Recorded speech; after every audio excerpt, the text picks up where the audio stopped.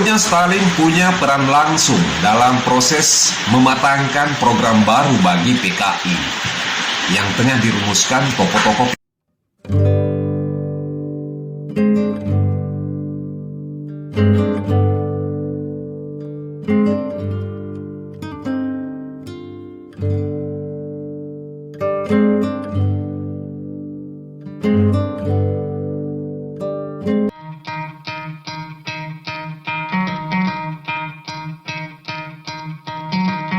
Try to play but you're never gonna beat me. Look the other way, what I'm doing ain't easy. Bloody hands stained from the people who deceive me. Muddy hands break through the chains, go free me. Looking for Di bumi, komunisme tidak pernah gagal sebagai ideologi.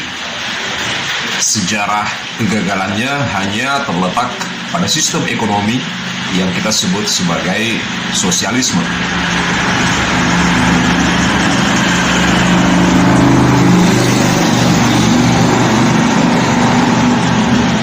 Lantaran itulah RRC Dikdaya Korea Utara tetap ada. Bahkan komunisme yang paling klasik itu pun masih mengepul-ngepul dari cerutu negeri Kuba. Fidel Castro dan Che Guevara masih hidup dalam kenangan kolektif kaum komunis Amerika Latin terkait heroisme. Sebagai ideologi, rupanya komunisme hanya berani bertarung pada tataran agama sebagai candu, tanda kutip, dan juga utopia proletariat. Selebihnya, terutama sistem ekonomi global, komunisme mengibarkan bendera putih alias menyerah pada kapitalisme. Nah, satu-satunya kelebihan komunisme yang bisa dibanggakan mereka hanya nasionalisasi aset. Setiap ideologi memang sih memiliki nabi-nabi, tanda kutip ya, tidak terkecuali komunisme. Begitulah kenapa Mao Zedong di Cina itu atau Stalin di Rusia itu masih dipuja-puja sampai hari ini. Komunisme di Indonesia juga punya nabi-nabi. Musuh yang gagal itu atau Den Aidit yang gegabah itu jelas menyodorkan referensi berupa pengalaman berharga kepada para penerusnya di Indonesia khususnya. Mengambil alih kekuasaan negara dengan cara militeristik itu sangat mustahil. Menjelang pemberontakan G30 PKI atau Gestapo 1965, ada kiriman ribuan senapan dari Tiongkok, tidak lebih dari sekedar eksperimen Peking Cina sebenarnya.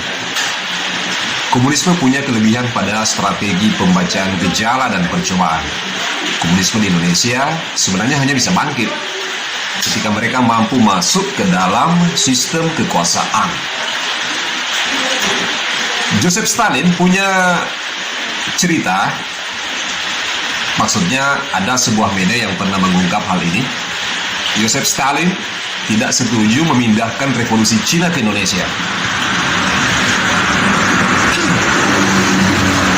Dalam sebuah artikel berjudul Stalin and the Revival of the Communist Part of Indonesia yang dimuat di jurnal Cold War History tahun 2005, seorang sejarawan bernama Larisa M. Efimova mengungkapkan hasil penelitiannya terhadap berbagai dokumen yang ditemukan dalam arsip milik Joseph Stalin, pemimpin besar Soviet.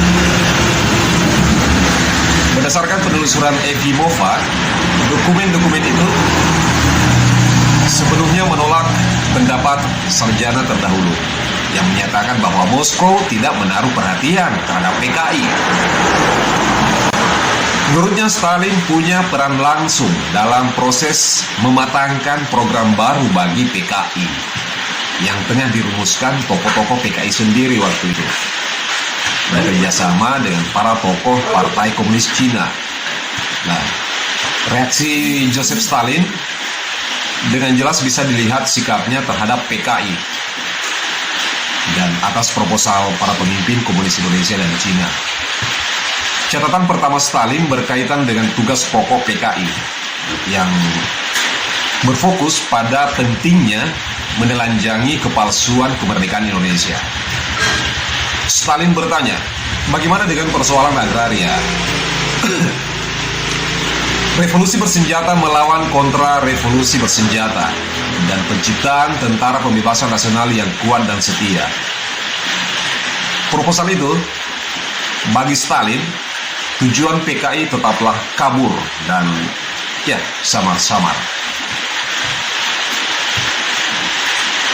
Di bagian kata-kata memimpin revolusi sampai tujuan tercapai, Stalin menulis pernyataan. Ini maksudnya apa?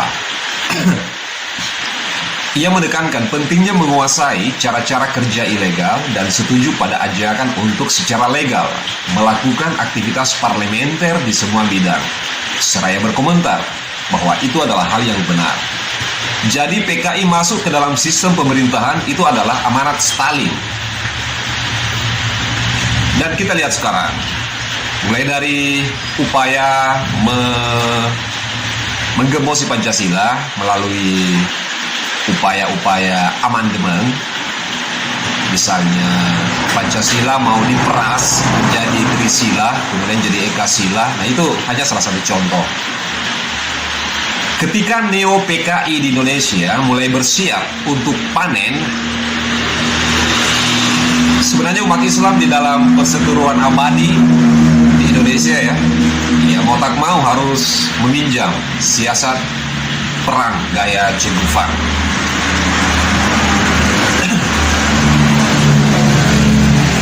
Mengganyang komunisme di Indonesia, apakah sudah terlambat melalui konstitusional? Di satu sisi terlambat karena mereka telah meruyak jauh ke dalam sendi-sendi pemerintahan, merambah ke dalam sistem. Apakah terlambat untuk mengganyang komunisme melalui non-konstitusional? Tidak akan pernah terlambat. Tapi yang jelas, mereka sudah ada di sana, di lingkaran-lingkaran, di tengah-tengah pemangku kebijakan. Che Guevara sukses mengorganisir kekuatan militer dari kegelapan hutan Bolivia. Dan apakah bangsa Indonesia, umat Islam di Indonesia mampu mengorganisir kekuatan untuk mengganyang komunisme di Indonesia saat ini?